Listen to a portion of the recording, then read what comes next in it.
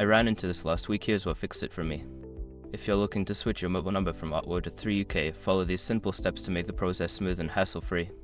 Step 1. Check your contract status. Before initiating the porting process, ensure that your Otwo contract is either completed or that you are aware of any early termination fees. This will help you avoid unexpected charges. Step 2. Request your PSE code. To port your number, you need a porting authorization code PSE. You can request this by texting PSE to 65075 for your Otwo phone. You will receive your PSE code via SMS. Step 3. Sign up with 3UK. Once you have your PSE, go to the 3UK website or a local store to sign up for a new plan.